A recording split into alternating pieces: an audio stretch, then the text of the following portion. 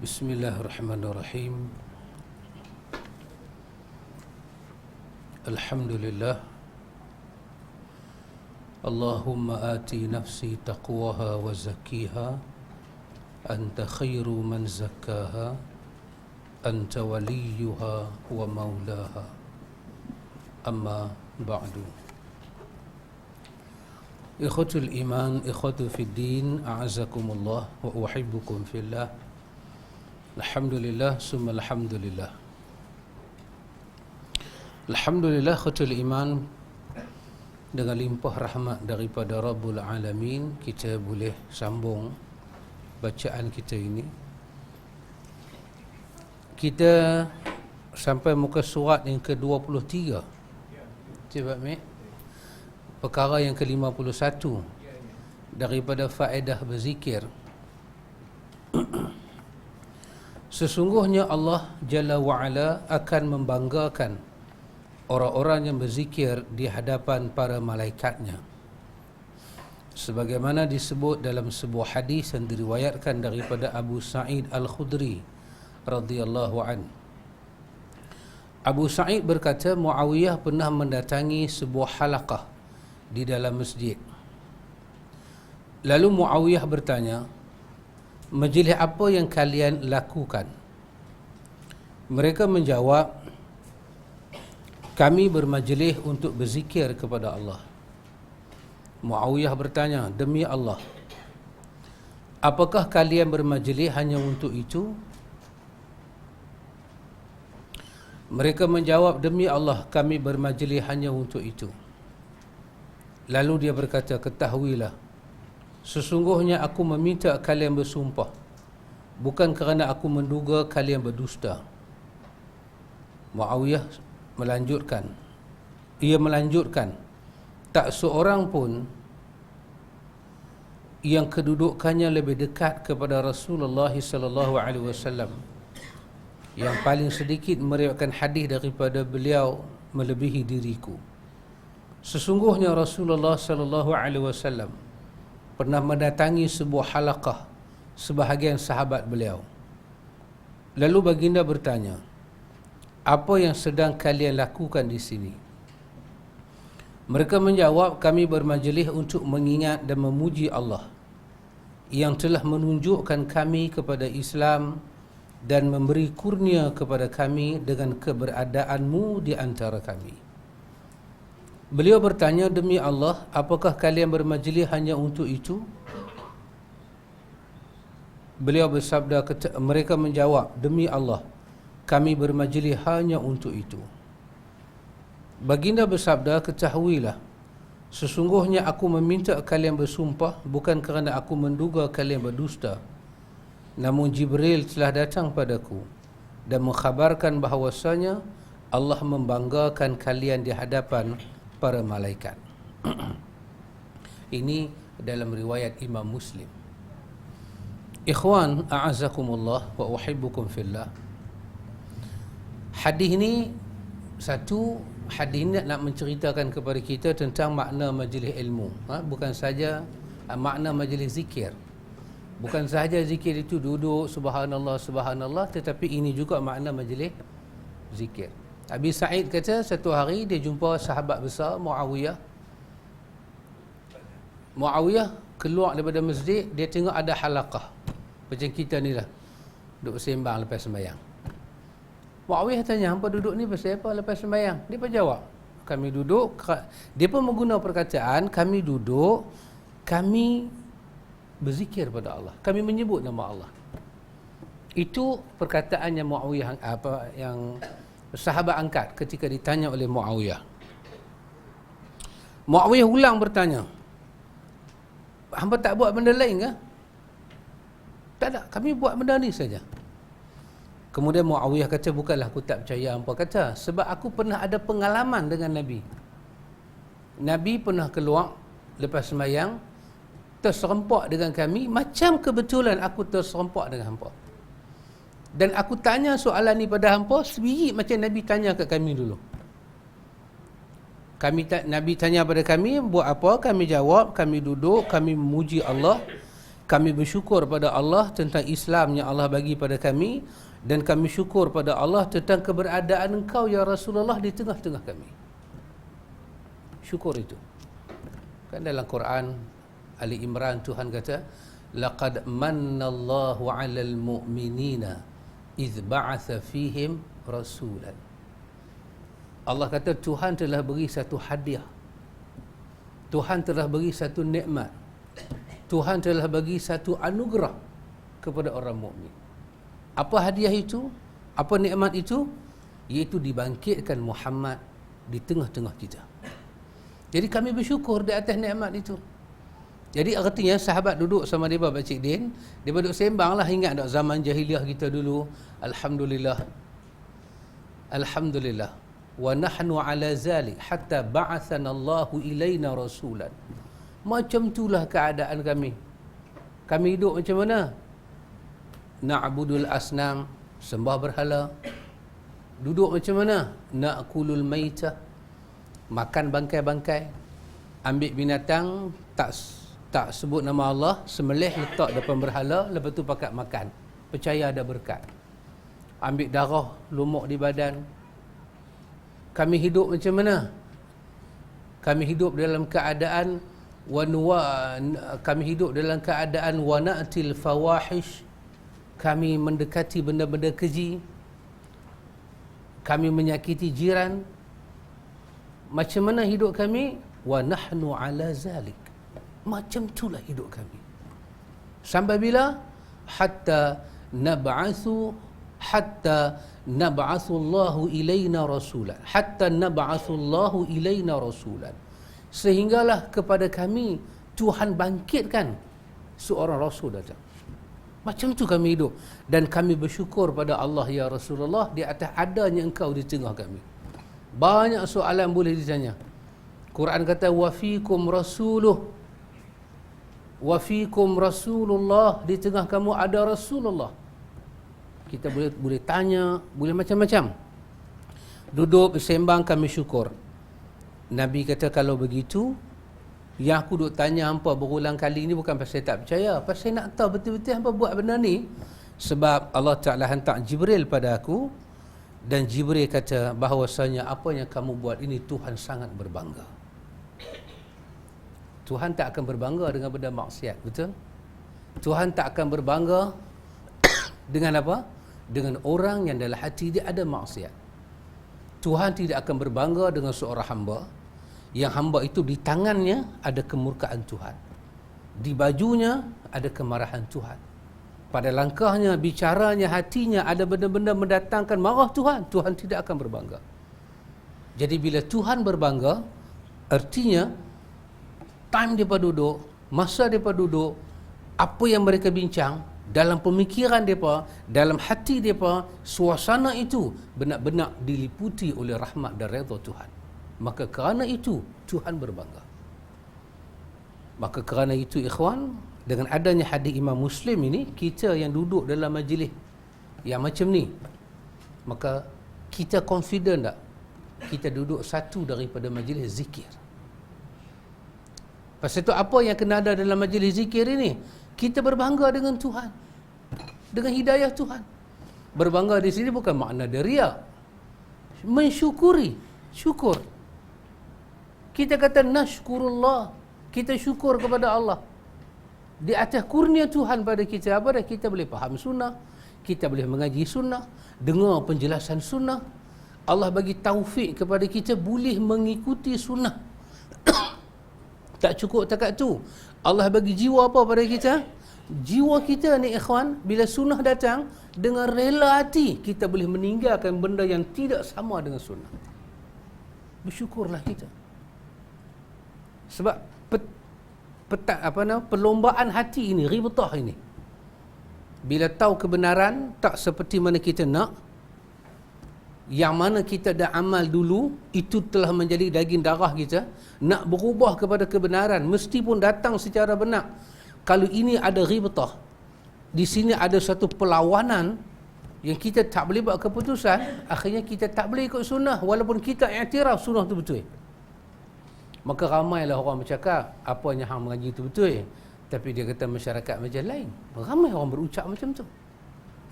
Itu artinya manusia tidak mendapat taufik dalam diri dia. Dia tak dapat taufik, dia dapat petunjuk daripada Allah. Kata penulis, pembanggaan Allah tersebut merupakan bukti kemuliaan zikir di sisinya dan kecintaannya kepada zikir tersebut, serta zikir memiliki keistimewaan dibandingkan amalan-amalan lainnya. Betul. Ada masa afdal kita pegang biji tasbih, subhanallah, subhanallah, subhanallah. Ada masa afdal kita tilawatul Quran. Ada masa afdal tidak tilawatul Quran, tidak pegang biji tasbih subhanallah, duduk dalam majlis yang membicarakan tentang kitab Allah dan sunnah Muhammad yang mutahharah ini. Salawatullah wassalamuhu alaihi. Baik. Yang ke-52, semua amalan disyariatkan untuk mengingati Allah. Tujuan daripada semua amalan tersebut untuk berzikir kepada Allah. Allah Ta'ala berfirman, aqimis salata li zikri, dan sembahlah aku, dan maka sembahlah aku, dan dirikanlah salat untuk mengingati aku. Allah kata aqimis salata, dan kamu dirikan sembahyang, li zikri, untuk mengingati aku. Antum tengok, kita sebut salah kan? Maka Tuhan kata di antara benda besar yang Tuhan nak daripada salah itu ialah li zikri. Lam tu baris bawah, lam dibaca dengan baris bawah, li zikri, membawa makna supaya, agar, tujuan yang Tuhan nak daripada salat itu ada zikri, ada ingat pada Allah. So kita belajar dah, antum pun belajar, saya pun belajar. Salat itu dari segi bahasa bermakna doa. Betul? Dari segi fiqh yang baru dia jadi makna lain. Perkataan, beberapa perkataan, perbuatan, betul? Yang dimulai dengan sujud sahwi, betul? Dimulai dengan takbiratul ihram, disudahi dengan salam, dengan beberapa syarat yang tertentu. Antum tengok, kenapa salat dinamakan doa? As-salah bermakna ad-doa. Kenapa? Kerana maksud daripada salat itu adalah penghambaan. Kita tidak masuk dalam solat semata-mata berdiri menyuruh Tuhan, tidak. Ada masa kena rokok, ada masa kena tunduk, ada masa kena luruskan tubuh badan, ada masa kita kena tersimpuh di hadapan Tuhan. Solat itu mengandungi makna doa, dan doa itu apa dia ikhwan? Doa bermakna an-nida. Doa bermakna yunadi, nida bermakna menyeru. Doa bermakna memanggil Tuhan. Satu orang dia tadah tangan, dia angkat lagu tu, nampak macam berdoa, tapi mulut dia beku, maka dia tidak dipanggil orang yang berdoa. Bicara hati lain. Doa adalah disebut apa yang menjadi lafaz-lafaz di mulut. Maka Allah cerita dalam Quran macam mana lafaz-lafaz yang diungkap oleh para anbiya. Maka ada satu surah dalam Quran, suratul Anbiya. Allah cerita doa Ayub di situ. Allah cerita doa Yunus di situ. Allah cerita doa Zakaria di situ. Allah himpun berbagai-bagai doa para anbiya dalam surah tu. Mereka menyeru Tuhan. Kerana besar daripada salat itu, kita rokok, kita i'tidal, semua tu nak mengharapkan hamba itu merendah diri pada Tuhan, panggil Tuhan, seru Tuhan, minta kepada Tuhan, Tuhan tolong dia, Tuhan bantu dia, Tuhan selesaikan hidup dia di dunia dan di hari akhirat. Bahagian yang kedua kita belajar daripada buku ni pada ikhwan, apa itu iftitah. Kenapa Nabi mulakan salat itu dengan iftitah. Kadang-kadang zikir Nabi dalam bacaan zikir Nabi dalam rukuk, kadang-kadang doa. Kadang-kadang zikir Nabi dalam sujud adalah doa. Antara dua sujud memang dah doa dah, Rabbighfirli kita dah baca. Bahagian akhir daripada salat, habis dah baca tahiyat, selawat pada Nabi Ibrahim, memuji Tuhan, doa sebelum bagi salam. Maka apa tujuan daripada salat ini? Li zikri, supaya manusia ada muamalat jiwa dengan Tuhan, melahirkan jiwa yang hanif. Apa makna jiwanya hanif? Jiwa yang selalu inabah, cenderung daripada Tuhan. Apa pun dia cenderung pada Tuhan. Jiwa yang ada nur. Karena itu ikhwan, maka Allah Ta'ala nak daripada kita salat, dalamnya itu penuh dengan zikir, dalamnya penuh dengan doa. Subhana rabbiyal a'la. Imam Qurtubi cerita dalam tafsir dia di bawah surah Sabbihisma rabbikal a'la. Kata Imam Qurtubi, Allah Ta'ala mempunyai malaikat. Allah Ta'ala mempunyai arash. Arash Tuhan ditanggung oleh malaikat. Dan arash Tuhan ni ada tiang, kata dia. Dan orang kita pun takut tiang arash ni bergegar. Bila perempuan minta cerai, tiang tu bergegar. Dia ingat tiang tu tak konkret kot, gegar tiang tu. Satu hari, kata Imam Qurtubi membawa riwayat itu, Allah mengarahkan seorang malaikat dengan 600 sayap belah kanan, dengan 600 sayap belah kiri, untuk terbang daripada satu tiang arash kepada satu tiang arash. Allah suruh dia terbang. Allah suruh dia buka sayap dia. Dia pun ribah sayap dia. Terbang punya terbang, tak sampai ke tiang itu. Maka Allah kata, yazidu fi khalqi ma yasha, dalam surah Fatir. Allah kata, kami tambah sayap dia. Kami tambah satu lagi belah kanan, satu lagi belah kiri. Suruh dia buka kedua-dua. Betul-betul dia? Jibril buka satu sayap belah kanan, Nabi kata hilang ufuk belah kanan. Jibril buka sayap belah kiri, Nabi kata aku tak nampak ufuk belah kiri. Nampak ma'a'zamuka ya Jibril. Macam ni punya besar Jibril. Jibril kata lagi besar dari aku pun ada. Maka Allah suruh semua malaikat ni buka sayap dia, buka dah ribah, terbang. Duk nampak tiang tu tapi tak sampai. Maka malaikat ni jadi letih. Dia tak boleh nak pergi. Terkeluar di mulut malaikat ni satu perkataan. Perkataan apa? Subhana rabbiyal a'la.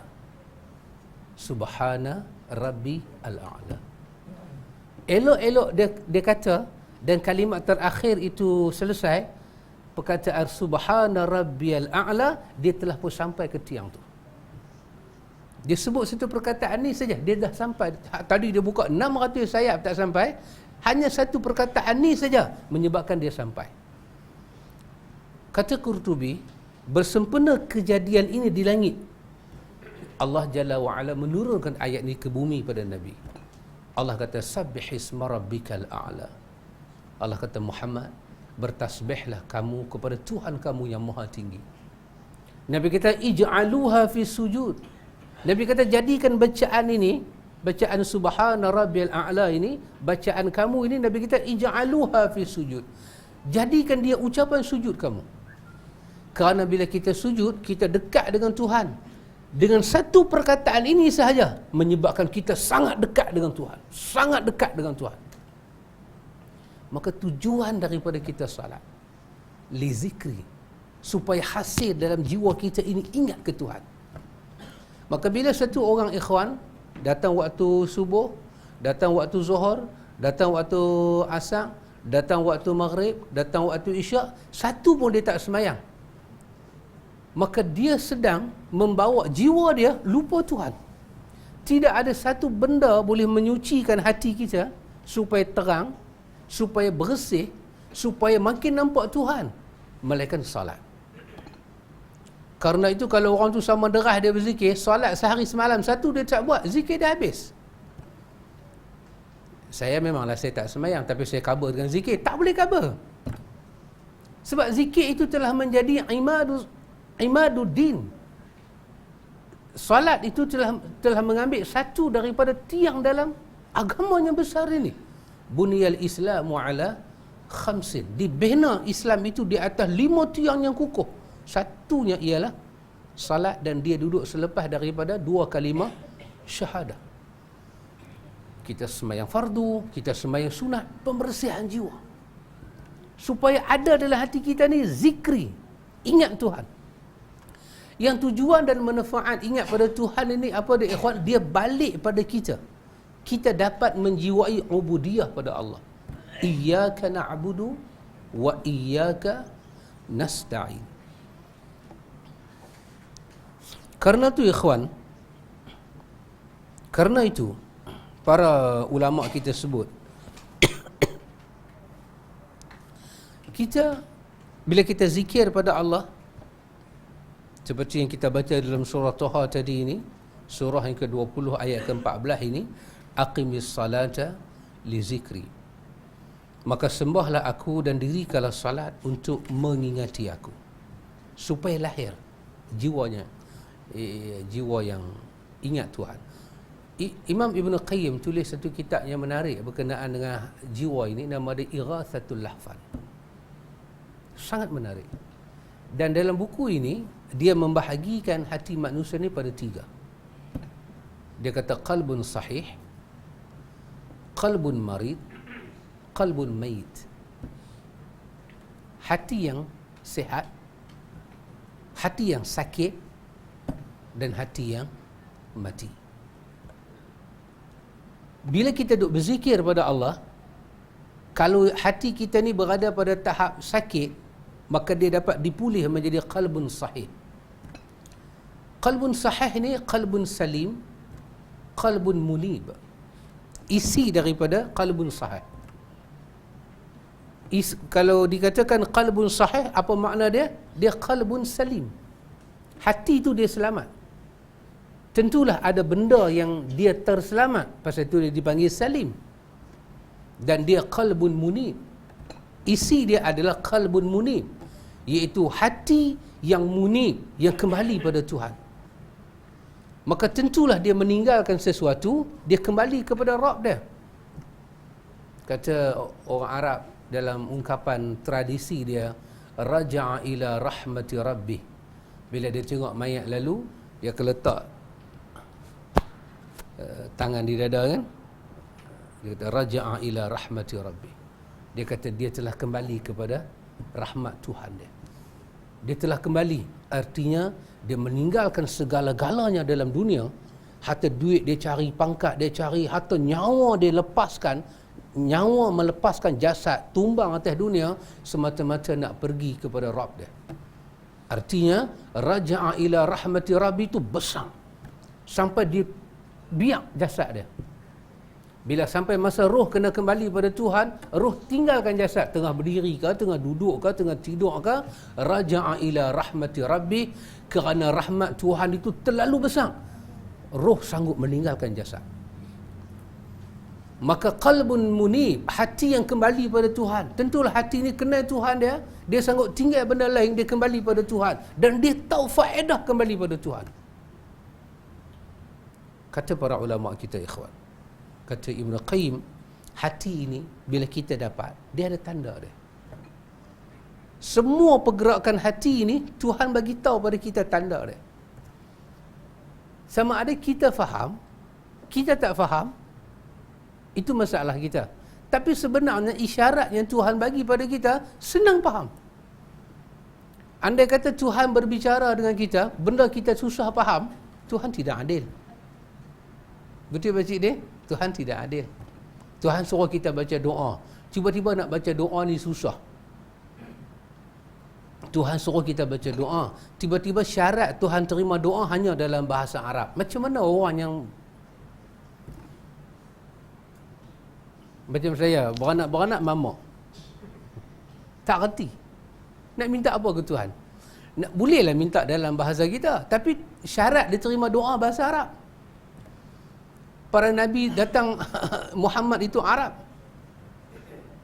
Tuhan kata, minta, aku nak bagi. Tapi saya tak tahu Arab. Sahabat ni saya tengok muka cerdik lah. Di rumah cakap Arab, mimpi pun Arab. Kita, bila Tuhan kata berdoa, doa ni senang. Tak susah. Tapi kenapa kita tak tahu? Masalah dia kerana kita yang tak ambil tahu. Hati kita ni baik ke? Hati kita ni sahih ke? Hati kita ini marid ke? Hati kita ni mayit ke? Kita tahu.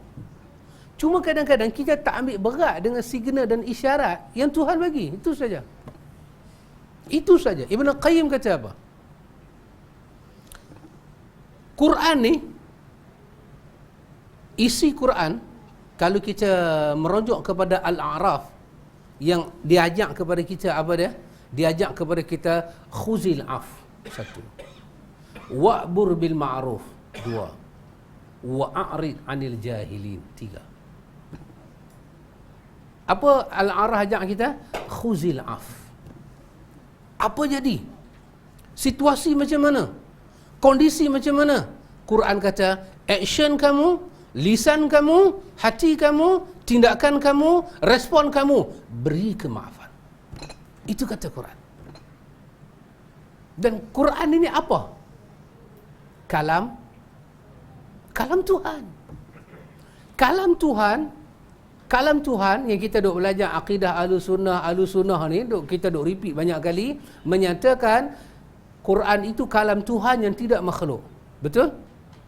Kita sikit berbeza dengan Mu'tazilah. Dia kata kalam Tuhan yang keluar itu adalah makhluk. Yang keluar bukan dalam diri Tuhan, yang keluar itu adalah makhluk. Ahlussunnah kata tak, yang dalam diri Tuhan dan yang keluar tidak makhluk. Artinya kalam Tuhan ni besar. Kalam Tuhan yang kita imani, yang menjadi panduan kita, dustur kita, imam kita, menyatakan khuzil af. Dalam apa keadaan sekalipun, action kita, beri kemaafan dulu. Maaf dulu. Sebelum kita nak kata apa, sebelum kita nak buat apa, sebelum tengok muka ustaz main lambat, maafkan dia dulu. Itu tujuan dia. Maafkan dia dulu. Tak pasal main pada Tanjung, jalan jam jabatan. Saya kalau main lambat, saya tengok muka Abang Amir, saya lega. Kan? Saya kalau main lambat, Abang Amir akan tengok Abang Man. Ya. Action kita ini, ikhwan, apa? Kita ada anak, kita ada menantu, kita ada cucu. Dia buat benda yang kita geram. Al-A'raf ajak kepada kita apa? Benih maaf itu buh dulu dalam hati kita, baru kita sidang dia. Barulah kemarahan itu dapat mana dia? Mana pesalah itu? Bawa mai. Dengan apa? Dengan marah. Mana pesalah tu? Bawa mai. Amboi. Kita pernah tanam pokok mamplam, dia senang cantik kamjat, betul. Orang kata pokok awak ni, awak tanam berapa kali dah tunggu buah naik, tu pun tunggu bila mai gerhana bulan. Kita pergi cakap dengan pokok, kalau tahun ni hang tak berbuah, aku tetak hang. Kita ambil pisau acu kat dia. Tengok tahun tu dia keluar buah. Keluar buah lebat punya elok, jiran sebelah yang menyicah jiran sebelah, yang tunggu bulan gerhana kita. Tak boleh tahan 3 tahun. 3 tahun kita nanti buah. Tak tahu dia cantik buah kita. Apa kita nak kata kat dia? Ta'ala.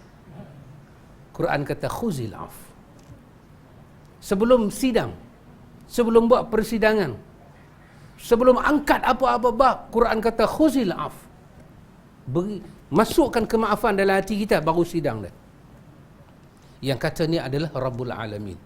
Dan kita nak tahu hati kita sahih, marid ataupun mayit, tengok apa hati kita respon. Mana boleh bagi maaf? Hati kita marid. Hati kita kata, tak boleh, benda ni bukan benda kecil, nak maaf dia. Hati kita marit. Kalau hati kita kata, aku minta maaf, aku bukan tolak agama, aku bukan tolak apa Quran kata, tapi dalam bab ni aku tak boleh maaf. Hati kita mati. Quran bagi tahu pada kita, agama bagi tahu pada kita, Tuhan bagi tahu pada kita, apa yang kita action ini, apa yang kita cakap ini, itu adalah respon kedudukan hati kita di hadapan Tuhan. Wa'mur bil ma'ruf.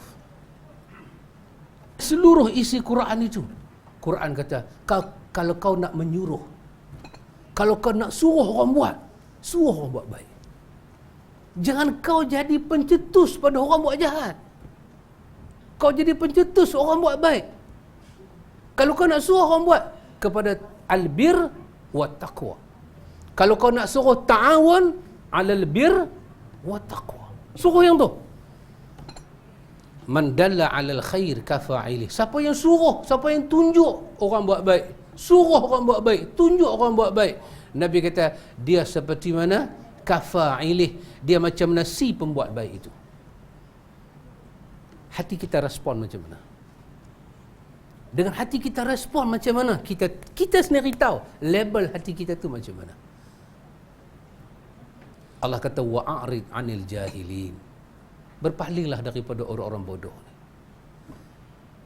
Orang bodoh ni apa dia, ikhwan? Orang yang buat kita ni marah cepat. Dan kita turun tu jadi lambat. Bodoh ni bukan dia tak ambil SPM, dia ambil SPM. Bukan dia tak cemerlang, dia cemerlang. Tapi bodoh ni apa dia? Tindakan dia tu, dia api naik kat kita. Kita dengar ayat dia, kita tengok tindakan dia, yang main dalam hati kita ni semua molekul-molekul jahat. Yang masuk main ni apa dia, Pak Cik Dan? Elektron yang jahat. Emosi yang jahat. Maka menyebabkan pandangan kita, berbola mata kita, pancaran cahaya daripada belakang mata mai ke depan mata, membawa ilusi yang jahat. Hasil daripada apa? Molekul jahat, elektron yang jahat, proton yang jahat, ilusi yang jahat. Nak dengar lagi kan? Okey. Sahabat kata sudah. Ya ikhwan. Ini adalah orang yang bodoh. Anak kita berkelahi dengan menantu. Laki bini ikhwan, mana ada tak berkelahi? Sedangkan lidah lagi balik memang. Abang buat lagu ni. Kita sedang bagi tahu diri kita bodoh ke kita cerdik. Daripada dulu aku duk habaq kat hang apa jantan ni tak guna. Kita sendiri letak diri kita tempat mana? Dia dah kahwin. Dia dah sah jadi menantu kita. Dia dah sah jadi bini kepada, laki kepada anak kita. Zuriat daripada lahir dah daripada darah kita.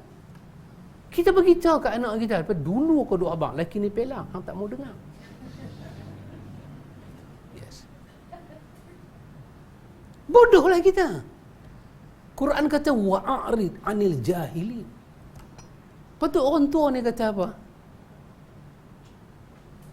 Orang tua kata kat anak kita kata kat anak kita, maafkanlah, bukan orang lain lelaki. Hang tahu tak aku nak bagi tahu kat hang? Kalau manusia ni boleh sujud pada manusia, isteri sujud pada lelaki, suami. Hang tahu tak? Memang aku tahu dia tu pelang, tapi aku tahu dia tu pelang, aku tahu. Tapi dia suami hang. Hang sanggup terima dia. Dulu aku nak bagi pilot tu, hang tak mau. Hang kata kebahagiaan bukan pada bawa kapal terbang, hang mau reba lori. Alah, hang tanggung lah. Berapa kali dah aku dah bahang, tapi dululah. Dulu dia tak jadi menantu aku lagi, aku tentang lah dah jadi menantu aku kena sayang dia. Lah hang nak pergi habaq dia buat lagu tu, dia buat lagu ni, habaq aku buat apa? Pasal hang tak mengadu ke Tuhan? Pasal hang tak tunjuk akhlak yang baik? Hang anak aku, hang anak abah hang. Kalau hang duk pergi buat mengadu lagu ni, mata kami ni, depa tengok kami jadi kecil. Kami tak pandai didik hang. Pasal hang tak sabar. Pasal apa? Dia lelaki hang. Hang tahu tak, aku ni mak hang ni, aku pun tak lepas masuk syurga kalau bapa hang tak redha kat aku. Ini adalah orang yang bijak, bukan orang bodoh. Kita pergi habaq kat pak kita, ayah macam mana? Mak suruh sabar. Mak tu memang bahlul. Suruh sabar. Kita ada human right. Kan? Kita ada hak manusia. Tuntut hak hang. Dah 3 bulan umur Salahuddin. Sepucuk surat Sabariah hantar. Kasim tak balas. Ingat? Apa Sabariah kena buat, mak? Ya, pertama sekali tuntut fasah. Ya. Last kali mati tak ada mengucap. Yes, ikhwan. Apa kita buat? Itulah cermin Tuhan pada kita. Kalau kita bagi tahu pada orang, jangan maafkan dia, itulah hati kita. Karena kalau hati kita ini penuh dengan dictionary yang buruk, lisan kita tak boleh ada perkataan yang baik. Kalau hati kita ini busuk, lisan kita tak ada kalimah-kalimah yang wangi. Maka kata Imam Ibn Qayyim, bila kita duduk berzikir pada Tuhan, nak jiwa ni hidup, ingat ke Tuhan. Ingat ke Tuhan. Ingat apa? Aku salah. Aku tak boleh cakap lagu ni. Aku tak boleh buat lagu ni. Tuhan tak benar kan? Itu jiwa yang lizikri. Disebut dalam sebuah hadis daripada Ibnu Abbas radhiyallahu anhuma, bahawa dia pernah ditanya amalan apa yang paling utama. Dia menjawab, zikir kepada Allah yang maha besar. Ya. Kawan ni bukan tanya pasal semayang, bukan tanya pasal apa, tanya pasal apakah satu amalan saya boleh buat. Abdullah bin Abbas kata, zikirlah pada Allah, rendamlah hati kita. Seperti Imam Ibnu Taimiyah kata, zikir kepada orang mukmin seperti mana ikan dengan ayak. Kalau ikan tu ayak makin kurang, ikan tu ada dia punya risiko dia. Kalau ayak tu cukup, itulah kehidupan dia. Itulah kehidupan dia. Yang ke-54, pelaku amal ibadah yang paling utama adalah yang paling banyak berzikir pada Allah. Orang yang paling utama dalam berpuasa adalah orang yang paling berzikir, paling banyak berzikir pada Allah dalam puasanya. Orang yang paling utama dalam menunaikan ibadah adalah yang paling banyak berzikir pada Allah. Orang yang paling utama dalam bersedekah adalah orang yang paling banyak zikir pada Allah. Demikian pula dalam amalan lainnya. Begitu. 55. Zikir yang berkesinambungan dapat menggantikan amalan sunnah, amalan sunat dan setara dengan posisinya. Baik itu dalam hal agama, harta, maupun agama dan harta seperti haji tatawwu'. Hal itu terdapat dalam sebuah hadis sarih dari Abu Hurairah radhiyallahu an, bahawa orang-orang muhajir yang miskin datang kepada Rasulullah sallallahu alaihi wasallam lalu mengadu, wahai Rasulullah, orang-orang kaya telah pergi dengan memborong darjat tinggi dan kenikmatan yang abadi. Mereka solat sebagaimana kami solat, mereka puasa sebagaimana kami puasa, namun mereka diberi keutamaan berupa harta benda yang dengannya mereka melakukan haji dan umrah serta berjihad, sementara kami tak mampu menyamai mereka. Lalu Rasulullah sallallahu alaihi wasallam bersabda, maukah kalian aku ajarkan sesuatu yang dapat mengejar orang-orang yang mengalahkan kalian, mengalahkan orang-orang yang datang setelah kalian, serta tidak ada seorang pun yang lebih utama dari kalian kecuali orang yang melakukan seperti yang telah kalian perbuat. Mereka menjawab, tentu wahai Rasulullah. Beliau bersabda, bertasbih, bertahmid dan bertakbirlah kalian setiap selesai salat. Ini disebut dalam riwayat Bukhari dan Muslim. Ya. Ini di antara dua orang mukmin, dua-dua mukmin. Dua-dua akhlak dia bagus. Maka yang membezakan martabat mereka adalah nilai kekuatan zikir itu. Jadi orang miskin nak infak tak boleh kawal lawan dengan orang kaya. Orang kaya dia infak, orang kaya pergi haji. Jadi datanglah hal merisaukan orang miskin ni. Ya Rasulullah, banyak orang kaya boleh buat, kami tak boleh buat. Nabi kata, nak buat macam mana? Itu kurnia Tuhan. Takkan kita nak pergi habaq Tuhan hantar hang rezeki kat dia, hang bagi kat aku pula. Tak betul. Tapi Nabi kata, cuba buat satu benda. Apa dia? Perbanyakkan zikrullah. Tapi dalam riwayat sebut, sahabat memang mengadu pula ke Nabi, ya Rasulullah, orang kaya lagi kuat duk berzikir, ya Rasulullah, kami ini macam mana? Nabi senyum. Nabi kita hang bagi banyak lagi pada dia. Nabi senyum. Subhanallah ikhwan. Nilai kita diangkat dengan zikir. Beliau menjadikan zikir itu sebagai pengganti haji, umrah dan jihad yang terluput dari mereka. Dan beliau juga mengkhabarkan bahawa mereka dapat mengalahkan orang kaya itu dengan zikir pada Allah. Ya ikhwan, apa-apa ibadat yang kita tak boleh buat, kita jabar bermakna tampung dengan zikrullah. Semalam kita ada cadang nak sembahyang tahajud, tak dan kita terlena, pagi esok tampung dengan zikir. Subhanallah, subhanallah, subhanallah. Dengan istighfar tampung. Maka dia akan menepati, dia akan menutup ruang yang kosong itu. Apa saja benda kita tak sempat buat, kita memang nak buat, tak sempat buat. Memang bawa duit nak sedekah, tapi duk sembang dengan kawan, buat kerja tu terlupa. Tampung dengan zikir. Lepas tu cari tabung, buh lah juga duit tu. Jangan kata saya dah tampung dah, duit kena bagi juga. Tampung dengan zikir. Kekurangan itu akan dapat diselesaikan. Ada orang nak buat haji sunan, ada orang nak buat umrah sunan, ada orang nak berjihad, terlepas jihad sekalipun, maka zikrullah itu dapat menampung itu. 56. Zikir kepada Allah termasuk pertolongan yang paling besar dalam mentaatinya. Sebab zikir itu akan menjadi seorang hamba mencintai ketaatan, memudahkannya melakukan ketaatan, menjadikan ketaatan itu terasa lazat baginya, dan menjadikan penyejuk matanya ada pada ketaatan. Ya ikhwan, salah satu benda yang buat kita merasakan sedap beribadat pada Tuhan, kita dapat nikmat dalam beribadat, ialah dengan kita berzikir pada Allah Jalla wa'ala. Yang 57, zikir kepada Allah memudahkan segala kesulitan, memudahkan segala urusan yang sukar dan meringankan segala urusan yang berat. Yang ke-58, zikir pada Allah dapat menghilangkan segala yang menakutkan dari hati, dan zikir itu memiliki dampak yang menakjubkan dalam mencapai keamanan. Bagi orang yang takut, tak ada yang lebih bermanfaat baginya selain zikir kepada Allah Jalla wa'ala. Betul ikhwan. Nanti kita baca dalam, kita kata, Syiar Alam An-Nubala, kisah-kisah orang saleh ini.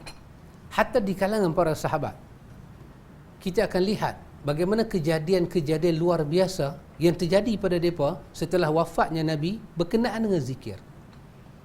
Dalam Riyadhus Salihin Nawawi ada bab berkenaan dengan kewalian, dan An-Nawawi mengungkap bagaimana benda pelik-pelik jadi kepada sahabat dengan zikir ni.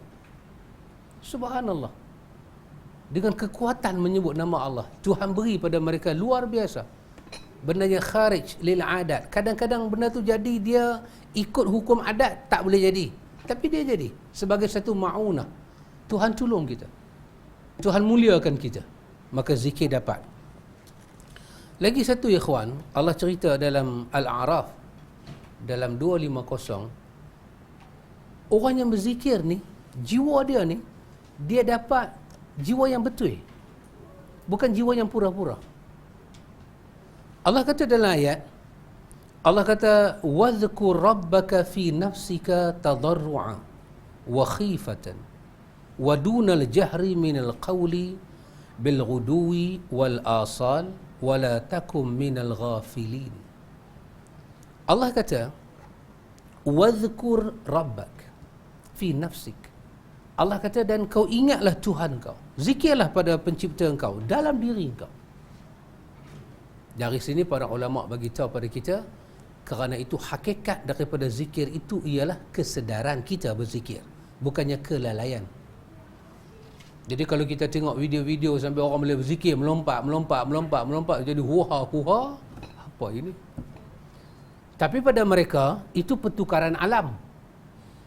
Daripada alam zahir, dia masuk kepada anak tangga pertama, alam ruh.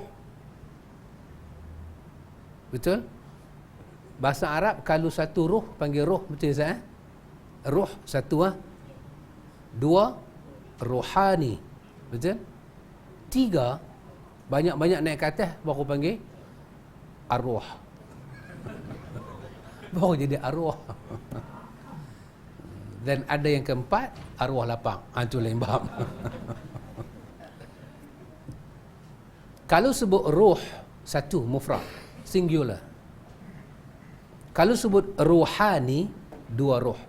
Ruh tu ada dua. Kalau sebut arwah, bermakna ruh tu banyak. Dalam dunia makrifat yang salah ni, dia orang cakap, kalau kita duduk seorang-seorang, kita baru ada satu ruh.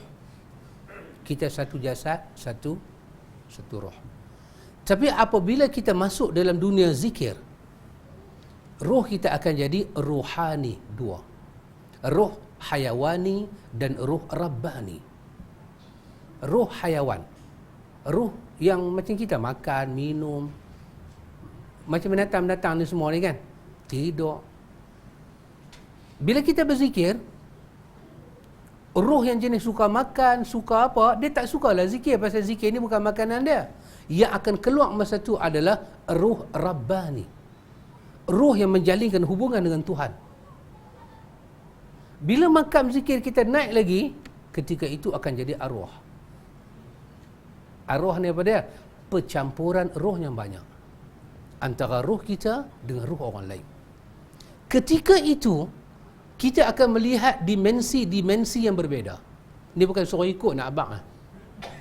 Kita akan lihat dimensi yang berbeza. Apa yang sekarang mata kita tengok satu benda, tentulah mata kita tengok ni diikuti dengan roh. Kalau mata buka, roh tak ada, arwah kita. Bila mata kita tengok satu benda, roh tengok. Tapi yang sedang tengok ni adalah roh hayawani. Roh yang tak ada manfaat. Dia manfaat dia dekat hidup makannya. Tapi bila kita tengok satu benda, kita nak ambil pelajaran di sana, dia kena ada percampuran Tuhan. Roh Rabbani. Tuhan masuk campur dalam roh tu. Tuhan yang gerak dia. Baru dia boleh ambil manfaat. Alam malakut, alam nasut, alam lahut hanya boleh dilihat dengan mata, hati, roh Rabbani. Roh hayawani tak boleh tengok. Sebab dia boleh tengok, belakang dinding tak nampak dah. Cuma memori tahu ada cakotia apa tak tahu situ. Itu memori, bukan mata tengok. Kebetulan kita lalu tadi, dia ambil gambar. Tanya apa di belakang dinding ini? Tak ada lah. Belah sana ada bank rakyat ke, ada bank apa ke. Tapi untuk melihat di belakang dinding apa yang belum kita lihat, kita memerlukan roh Rabbani. Roh Rabbani dia melintasi dimensi. Dia boleh tengok apa yang hayawani tak boleh tengok. Sama ya kawan, saya pakai kacamata, saya tak nampak benda dekat dengan mata ni. Bila saya pakai kacamata, saya dapat tengok. Kenapa? Bila saya pakai sesuatu. Demikian juga bila antum pakai sesuatu pada mata hati roh Rabbani, dia dapat lihat apa yang sebelum ni kalau dia tak pakai, dia tak dapat lihat. Maka roh Rabbani ni juga ada kacamata. Kacamata dia itu adalah zikrullah pada peringkat makrifat. Peringkat awal. Dia makrifat dengan zikir dia. Dia seolah duk test kacamata. Ni power tak tinggi. Bila masuk dengan power dia, dia nampak apa yang selama ni dia tak nampak. Hari tu jenuh nak baca, duk tengok. Ramli tengok dah sampai macam tu dah dia tengok. Tapi bila pakai cermin mata, jarak jauh nampak. Kenapa nampak? Pasal ada yang membantu. Demikianlah dimensi roh Rabbani. Bila bersih lagi, dia masuk kepada arwah balik sana. Tak mustahil roh kita bercampur dengan roh orang lain, siddiqin, aulia, roh salihin. Sebab alam balik sana, alam mati ni semua alam arwah. Jasad reput dalam tanah. Betul? Jasad bukan masuk ke sampai alam barzah. Di sana semua arwah-arwah. Maka kita yang berzikir kita betul, tawajuh kita betul, kita pun munajat dengan Tuhan betul, pembersihan jiwa kita betul, maka kita dengan zikir itu mengingati Tuhan, roh sana ingat Tuhan, roh sini ingat Tuhan, maka Tuhan himpunkan dia pada satu mauqif, pada satu tempat perhimpunan yang satu. Bertemulah masa tu. Masa itulah kita boleh tahu apa yang orang-orang lain tak tahu, kita boleh tahu. Bermula dengan zikir. Tapi ni semua ikhwan, nama dia caca marbah. Ini semua nama dia merepek. Sebab tidak ada satu kenyataan daripada Nabi macam tu. Kerana Abu Bakar tu sikit punya bersih roh dia. Tak ada pun duk pergi jumpa siapa-siapa yang mati tengah jalan. Kut Abu Bakar pergi jumpa siapa ke, perselisihannya begitu banyak ke, nak tanya pasal apa, Abu Bakar lintas jalan jumpa siapa ke, jumpa Abu Talib ke, Abu Bakar tanya, hang ni duk datang mana? Abu Talib kata, saya duk ada dalam neraka. Abu Bakar beritahu, tadi aku jumpa Abu Talib, dia kata dia dalam neraka. Abu Bakar cakap, siapa tak percaya? Abu-abu duk bercakap ni pun orang percaya, tambah Abu Bakar. Kerana itu ikhwan, ilusi syaitan dalam berzikir sangat kuat, sangat tinggi. Maka kerana itu ikhwan, dia bagi tahu pada kita berzikir kepada Allah Ta'ala ini, dia membawa satu dampakan yang menakjubkan pada kita ini ikhwan. Yang 59, zikir dapat memberikan kepada orang yang berzikir itu sebuah kekuatan, sehingga dia dapat melakukan sesuatu yang ia tidak sanggup melakukannya tanpa zikir tersebut. Tidakkah pembaca melihat bagaimana Rasulullah SAW mengajari puterinya Fatimah dan Ali radhiyallahu anhuma bahawa apabila mereka berdua nak tidur setiap malam, mereka bertasbih kepada Allah sebanyak 33 kali, bertahmid sebanyak 33 kali, serta bertakbir sebanyak 34 kali. Yakni ketika Fatimah meminta kepada beliau seorang pembantu dan mengeluhkan beban berat dalam menggiling gandum, menimba air dan menyiapkan keperluan rumah tangga. Selanjutnya, beliau mengajarkan kepadanya zikir tersebut seraya bersabda, sesungguhnya ucapan zikir itu lebih baik bagi kalian berdua daripada seorang pembantu yang kalian minta. Ini juga disebut dalam riwayat Bukhari dan Muslim. Sehingga ada yang menyatakan bahawa barang siapa yang berzikir secara terus menerus, hal tersebut akan memberikan kekuatan dalam kesehariannya dan ia tak lagi memerlukan pelayan. Nah, ini memang ada. Nabi peruntukkan zikir. Yang bahagian zikir itu Nabi sebut apa hubungan dia dengan badan manusia. Apa hubungan? Kadang-kadang kita berzikir, Nabi sebut hubungan dia jangan bagi hantu setan kacau. Kadang-kadang kita berzikir, Nabi sebut pahala dia sebesar ini supaya dia menyuci roh kita.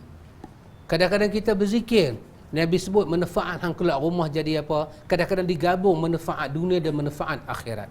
Zikir ini keseluruhannya ikhwan memberi manfaat kepada kita. Ada kawan yang tak boleh tidur malam. Pak doktor panggil penyakit apa tu. Dia mengadu kat Nabi, dia tak boleh tidur malam. Nabi ajak dia berzikir. Nabi minta dia berzikir kepada Allah. Bila kita tak boleh tidur malam, Nabi kita hang sebutlah, la ilaha illallahul wahidul qahar, rabbus samawati wal ard wa ma bainahuma al azizul ghaffar. Masa tu Nabi tak suruh dia makan habatus sauda ke, makan madu ke.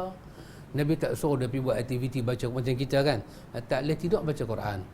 InsyaAllah dia kata boleh tidur. Pasal dia mengantuk. Nabi tak abang lagu tu. Pasal time tu Nabi kita hang baca yang ni. Dan dia baca. Dia balik dia hafal. La ilaha illallahul wahidul qahar, rabbus samawati wal ard wa ma bainahuma al azizul ghaffar. Dia baca. Dia baca. Dalam duk baca tu hilanglah.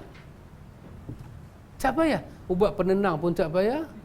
ubat apa pun tak payah, zikir saja. Ada masa jasad kita mengambil manfaat daripada kita berzikir.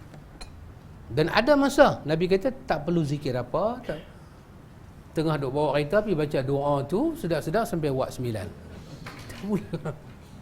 Ya subhanallah ikhwan. Benar-benar merawat jiwa. Yang ke-60, semua amalan akhirat dilakukan dengan koridor saling berlomba. Sedangkan orang yang berzikir adalah orang yang telah mengalahkan mereka dalam perlombaan itu. Ya. Orang yang berzikir telah mengalahkan semua orang dengan berzikir. Yang ke-61, banyak berzikir kepada Allah dapat menjaganya daripada sifat kemunafikan. Sebab orang munafik itu sedikit berzikir pada Allah. Allah berfirman tentang orang-orang munafik, wala yazkurunallaha illa qalila. Dan tidaklah mereka menyebut nama Allah kecuali sedikit. Ya, wallahu ta'ala alam ikhwan, Allah Ta'ala yang maha mengetahui. Saya katakan tadi ikhwan, dalam zikir ni, dia ada satu benda, dia buat kita berjumpa dengan hakikat kita, hakikat diri kita. Dia tak buat-buat. Kita jumpa hakikat diri kita. Allah kata, wazkur rabbaka fi nafsik. Allah kata kau sebut nama Tuhan dalam diri kau. Artinya zikir ini, kita kena zikir dengan sedang. Kalau kita rasa mengantuk, tidur. Bukan zikir, mengantuk tidur. Kita rasa letih, kita rehat. Sebab zikir ini ikhwan, kita nak gabung makna dia, penghayatan dia. Kita nak bawa dia punya muqaranah dia. Penggambaran kita terhadap zikir itu apa. Allah kata, tadarruan wa khifatan dunal jahr. Ini sangat dahsyat. Dia automatik Pak Cik Din. Orang berzikir ni, dia pegang-pegang zikir, apa akan jadi pada dia? Hati dia akan rendah, suara dia akan rendah, hati dia akan tunduk pada Tuhan. Dia automatik. Dia bukan benda dibuat-buat. Macam kawan tu berlakon-berlakon, pegang zikir, cakap derai, pegang-pegang zikir, dia buat. Dia tak jadi. Dia automatik. Kerana suaranya rendah itu, pantulan dia daripada apa? Daripada kemahuan jiwa. Sahabat, bila tengok Nabi berzikir, Nabi tak pernah bagi tahu pun pasal apa aku berzikir lagu ni, tak ada. Sahabat tengok. Dan sahabat tengok, automatik. Bila baginda berzikir, suara baginda jatuh. Pasal apa? Zikir itu nak membawa kita tunduk kepada Rabbul Alamin. Zikir ni nak bawa hati kita itu merendah kepada Tuhan. Tak mungkin dengan satu orang itu berzikir pada Allah Ta'ala ikhwan, dia memiliki jiwa yang kasar, jiwa yang bengih, tak mungkin. Dia nak bawa diri kita ni kepada apa? Nak bawa diri kita ini kepada fatukhbita lahu qulubuhum. Fatukhbita lahu qulubuhum. Kerendahan hati itu. Kerendahan hati-hati mereka itu tunduk kepada Tuhan. Wa annallaha, dan ketika itu sesungguhnya Allah Ta'ala lahadal ladzina amanu ila siratim mustaqim. Tuhan akan membuka petunjuk ke jalan yang lurus bagi orang-orang yang beriman. Jiwa kita akan jadi tunduk, jiwa kita akan jadi mesra. Subhanallah, sangat dahsyat. Kerana itu para ulama kita kata apa ikhwan, bila kita memperbanyakkan menyebut pada Allah Ta'ala ini, menyebut Allah Ta'ala ini, dakhala fi qulubihim nurul Islam. Dia masuk nur itu, cahaya itu masuk dalam hati mereka. Zikir ini dia masuk. Bila dia masuk, apa akan jadi ikhwan? Insyarahal qalb. Insyarahal qalb. Hati ini tiba-tiba menjadi lapang. Insyarah. Kita kata apa? Rabbi syrahli. Tuhan lapangkan dada. Dia jadi insyarah. Bukan kata takat tu. Wan fasaha. Apa?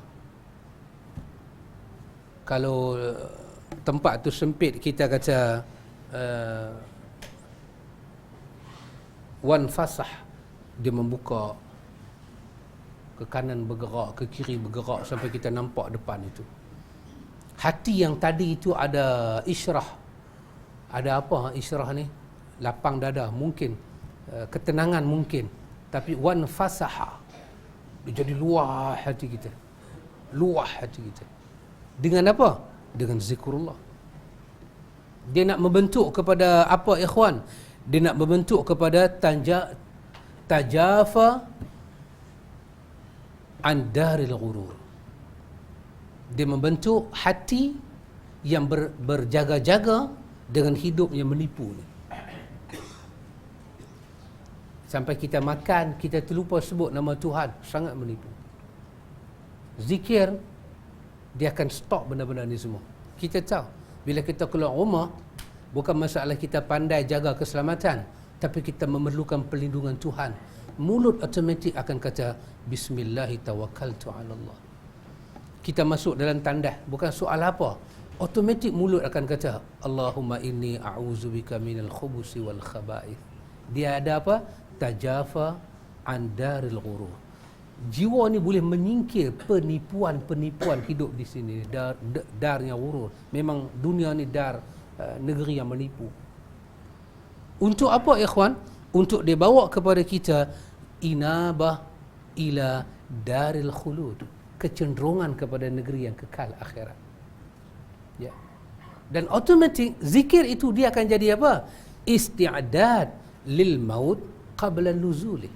Itulah isti'dad, bekal kita nak mati sebelum mati itu datang. Tak ada zikir yang walaupun kita ambil manfaat dunia dia tidak jadi bekal akhirat. Semuanya ada pahala akhirat. Kita makan bismillah, automatik bekal akhirat. Kita keluar rumah, bismillahi tawakkaltu ala Allah, automatik bekal akhirat. Kita masuk rumah, bismillahi walajna, assalamualaikum, automatik bekal akhirat. Kita masuk tandas, bismillah, Allahumma inni a'udzubika minal khubusi wal khaba'ith. Allah tak kalau baca doa tandas jadi bekal. Ya, itu amal saleh kerana dia datang daripada Muhammad salawatullah wassalamuhu. Automatik. Bukan amal soleh ni buat tahlil malam 1, malam 2 untuk orang mati je. Baca doa tanda. Jadi kalau saya kata orang marah lah kan. Tapi saja nak kata ustaz. Nanti ustaz defend saya lah. Masuk tanda, baca doa tanda, keluar dari tanda, baca sependek-pendek doa ghufranak. Betul? Sependek-pendek ghufranak. Kita masuk tanda, baca doa tanda. Bismillah, Allahumma inni a'udzubika minal khubusi wal khaba'ith. Memohon perlindungan pada Allah masuk tanda, keluar ghufranak. Itu jauh lebih baik dikira amal saleh daripada kita buat kenduri tahlil malam 1, malam 2, malam 3. Ya, suruh anak buat lagu tu. Lebih baik daripada buat kenduri tahlil untuk arwah pada malam derek ni. Itu Ustaz defend saya sikit. Ya. Kenapa ya kawan? Kerana ini confirm. Yang ni tak confirm. Yang ni jelas. Yang ni tak jelas. Kerana bila kita tak tahu makna amal saleh, pasal tu orang memisahkan zikir dengan benda lain. Tak, zikir tak dipisahkan dengan hidup. Setiap zikir adalah amal saleh untuk akhirat. Setiap zikir dia menyingkirkan kita daripada hidup tertipu. Setiap zikir dia membawa kita cenderung kepada akhirat. Dan setiap zikir adalah isti'dad lil maut. Dia sebagai bekal persiapan kita untuk berhadapan dengan kematian. Sebelum kematian itu datang menyerang kita, ikhwan. Karena itu ikhwan, manfaat besar daripada zikir ini yang tengok. Kata Ka'bul Ahbar, barang siapanya banyak zikir pada Allah, dia terhindar daripada sifat munafik. Antum tahulah munafik itu apa kan? Antum tahu. Tetapi ikhwan, satu benda yang paling besar, antum tahu munafik, nifaq kan? Nifaq bermakna sesuatu yang tumbuh, benda yang ditutup, dia tumbuh, tapi orang tu tak sedar kata dia tumbuh. Mungkin macam kecil manis kot, no? Tak sedap pergi cek-cek. Doktor kata ada keciuman. Bila saya makan gula? Bila saya makan gula, doktor kata yang selama ni hang makan tu apa? Garam. Hang kalau makan garam, hang kena darah tinggi. Hang makan manis, hang kena lah kecil manis. Dia buat terkejut. Bila saya makan? Bila apa? Mana aku tahu bila hang makan? Tapi darah bagi tahu kata dalam ni ada gula. Darah tak menipu. Hang memang pergi pembohong. Darah hang tak menipu. Aku nak percaya kat hang ke percaya kat darah hang? Oh, doktor dia katakan doktor percaya darah daripada insan. Insan lagu hang lah, duk jual aku lama dah. Ya. Ada satu benda paling besar. Ya, selain kita kata munafik itu apa dia, janji tak betul, ya kan? Semua kita tahu. Tapi ada satu benda yang dalam sifat nifaq ini yang paling berat apa dia, ikhwan? Benda paling besar tadi ayat kita baca tadi ni. An-Nisa 142. Ini di belakang dia, tapi hak depan tu kan. Apa dia? Idza qamu ila salati qamu kusala. Satu. Yura'una an-nasa. Dua. Baru datangnya ni. Wala yazkuruna Allah illa qalila. Dia tak sedar ni, ikhwan. Maknanya satu daripada benda besar, satu apa panggil? Satu masalah besar dalam sifat munafik ni ialah ketidaksedaran orang itu diserang penyakit ni. Apa dia? Dia bangkit sembahyang, idza qamu ila salati qamu kusala. Dia bangkit sembahyang, dia nampak dia bangkit tu dengan penuh semangat. Itulah benda terbaik dia buat. Tapi Quran kata apa? Kusala, punya pemalas. Artinya yang hati dia, yang mata dia nampak, dia buat terbaik. Tapi hakikatnya dia telah masuk di dalam pemalas. Dia tak nampak. Kenapa? Nifaq. Penyakit itu tutup pandangan dia daripada melihat. Bila orang malas dia nampak, dia malas dia tak nampak. Yura'unan nasa. Dia tunjuk ke orang. Dia semayang ke dia apa? Dia tunjuk ke orang. Tuhan tutup mata dia daripada dia nampak kata dia buat itu riak. Tutupan itu mula berlaku. Dia semayang, dia zikir, dia apa? Quran kata apa? La yazkuruna Allah illa qalila. Quran kata kalau dia ingat pada Allah sikit sangat, tapi dia rasa dia buat tu cukup banyak lah. Artinya benda bahaya dalam nifak ni apa dia? Dia tak nampak jiwa dia diserang penyakit. Sangat bahaya, ikhwan. Sangat-sangat bahaya. Ulama-ulama penyucian jiwa kita kata apa, ikhwan? Dia orang cakap, "Da' yadaka ala qalbik." Ambil tangan, letak jantung kan, dada kita. Fama la tarda li nafsik la tardahu li akhikal muslim. Ini kata ulama. Tak tangan kita dekat dada. Apa dia? Maka apa yang kamu tak pernah reda benda tu jadi dekat kamu, jangan sekali-kali kamu reda benda tu jadi pada saudara muslim kamu. Bagi tahu kat hati. Nak tengok apa dia nak respon. Wa ma raditahu li nafsik. Apa yang kamu reda benda tu jadi pada kamu, fardahu li akhikal muslim. Kau redalah itu terjadi pada saudara muslim kau. Ketika itu tengok kita punya jantung ni, dia denyut tu macam mana. Kalau dia na'am, kita ada hati yang baik, hati yang sahih. Tapi kalau dia bagi respon macam lain, dia buat tak layan. Macam mana tak layan? Bila orang buat buruk pada kita, kita tak suka. Tapi bila kita balas buruk pada orang, kita suka. Hati kita bermasalah. Sangat bermasalah. Hati ini kena dijauhi. Kena dijauhi.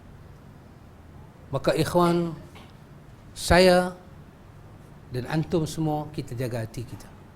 Pasal kita menyelesaikan 61 manfaat zikir. Berjayanya kita menyelesaikan dengan bangganya. Berapa kali kita nak selesai ni, tak selesai-selesai. Hari ni maknanya tahun ni sangat mempunyai sejarah yang dahsyat. Berapa kali nak selesai? Saya ingat 3 ke 4 kali masjid dia ni. Selesai juga. Saya pesan kat diri saya, ikhwan, 3 benda ni jangan bagi ada dalam hati kita. Kalau tidak, manfaat zikir tak sampai. Semayang bab lain, sedekah bab lain, haji umrah bab lain. Tapi bab hati, nak bagi hati ni hidup. Hati ni at par. Dengan apa? Dengan hidayah, dengan taufik. 3 benda ni jangan bagi ada dalam hati kita. Ini daripada riwayat Imam Ahmad. 1,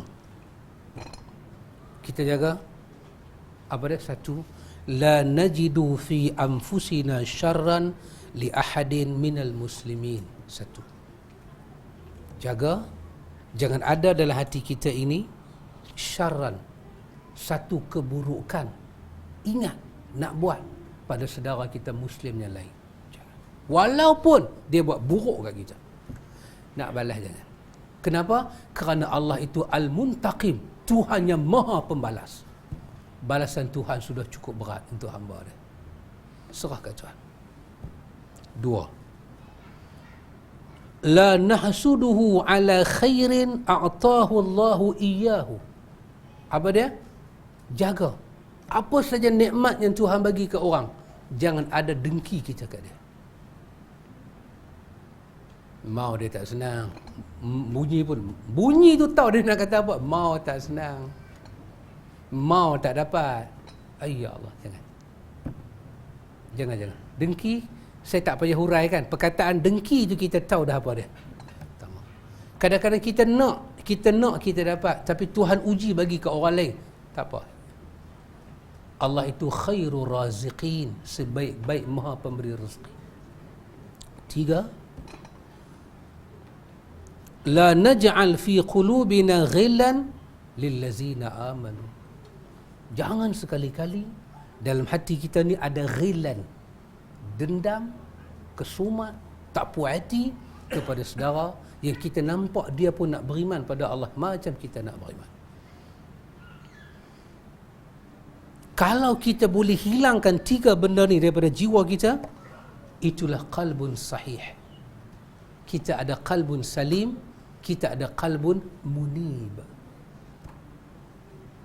Dalam riwayat Ahmad, Anas kata, Nabi kata, saya ambil di ujung hadis itu, Nabi kata sepatah.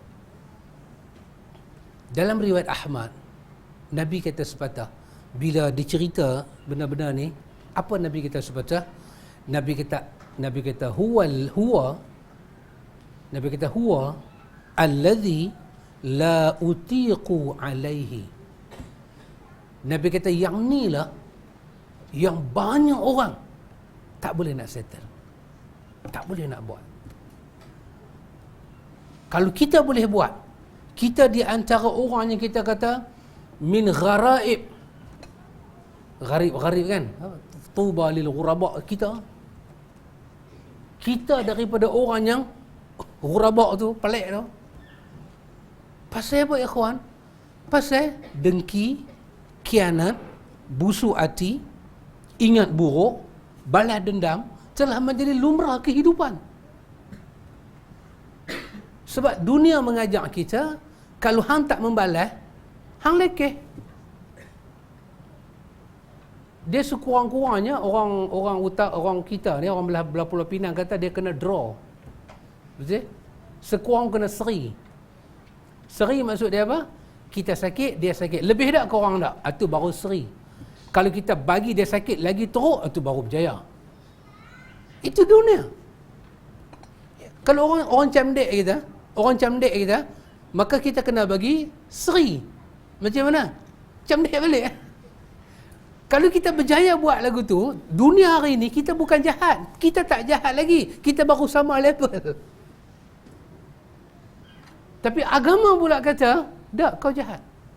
Kau tak ada kelebihan apa. Ya, kita duk pegang biji tasbih, astagfirullah, astagfirullah, astagfirullah, kita duk semayang, kita duk puasa, tiba-tiba benda ni ada pada diri kita. Mana tahu benda ni ada dalam hati kita bila mulut kita ke arah itu. Tindakan kita ke arah itu. Bila kita bercakap, kita macam tak puas hati, duk kenen kawan ni, duk kenen, duk cantah-cantah kawan ni. Dadak saya hati baik. Mana ada baik, tak baik lah tu. Dadak saya jenis makhluk lain punya. Saya jenis makhluk mulut laser tapi hati bagus. Kepala otak hang. Mana punya teknik hang belajar Maka Nabi kata betul. Nabi kata, huwa ini allazi la utiqu alaihi. Sangat berat kepada hati manusia nak mengelak. Sangat berat. Kita jadikan kita orang yang berusaha keras ke atas itu. Walaupun kita sakit, kita bertarung kerana Tuhan. Tak ada hamnya pasal. No more kata dia. Hang boleh apa nak kata kat aku, hang kata. Aku nak kata kat hang macam hang kata kat aku. Na'udzubillah. Aku kata apa? Ya Allah, hidayahkanlah kawan-kawan aku, adik-beradik aku. Sesungguhnya mereka tak tahu, ya Allah. Titik. Oh, orang putih kata apa? Slighted person. Manusia terpilih. Oh, senang kan nak pilih, kawan. Nak pilih Perdana Menteri ke-8 ni pun susah. Ambil kursi baling semua duduk dah. Yang ke-8 ni, siapa nak jadi nombor 8 ni? Oh, bukan senang. Bukan senang. Walaupun itu bukan janji Quran dan Sunnah, janji parti komponen aja. Tapi kalau tak tunai tu rasa macam munafik sangat-sangat. Kena tunai. So, semua pakat duk waiting time, waiting day. Kita duk pakat macam duk countdown. 3, 2, bila buka-buka mata, new Prime Minister in this country. Tu pun susah, pakcik. Tu pun susah. Apatah lagi kita duk cakap tajuk ni, ikhwan. Maka saya ulang lagi sekali, ikhwan. 3 benda ni jangan bagi ada dalam diri kita. Bila ada, singkirkan cepat-cepat dengan istighfar, dengan doa, dengan sujud, dengan tersimpuh di hadapan Tuhan, dengan minta Tuhan tolong kita. Apa dia? 1, jangan ada dalam diri kita syaran, apa-apa keburukan, ingat kepada saudara kita yang Muslim. Yang kedua, jangan ada dengki kepada apa-apa nikmat yang Tuhan bagi pada saudara kita. Dan jangan ada ghilan dalam hati kita. Apa dia? Dendam, kesumak kepada saudara kita yang beriman. Nabi kita benda ni susah. Bukan Nabi kita senang. Nabi kita benda ni susah. Tetapi siapa boleh buat? Dia daripada gharaib. Dia daripada orang yang sangat terpilih. Pelik dekat manusia, tapi istimewa dari sisi Allah. Dia dapat qalbun sahih. Tenang kita, ikhwan. InsyaAllah, ikhwan, lepas ni kita masuk tajuk baru pula. Adab zikir dan baca doa. Baru kita nak masuk adab. Zikir ni nak start lagu mana? Tangan nak angkat ke, tak angkat ke? Lepas tu muka nak kena sapu ke, tak sapu ke? Lepas tu masa kita baca doa, muka nak tengok atas ke, nak tengok bawah ke, ke satu macam punya nak tengok reling kiri kanan ke. Tangan kita macam mana, buka ke, kena kuncup lagu tu ke, kedudukan posisi tangan kita ni macam mana, atas ke, macam ini nama dia adab zikir dan doa. Masa bila nak tolak macam ni, Allahumma dafa'anna al-bala wal waba, kita pusing tangan. Masa bila nak pusing, masa bila nak minta lagu ni, kita tengok. Panjang umur, sihat badan, kita tengok. Wallahu ta'ala a'lam. Subhanakallahumma wa bihamdika asyhadu an la ilaha illa anta astaghfiruka wa atubu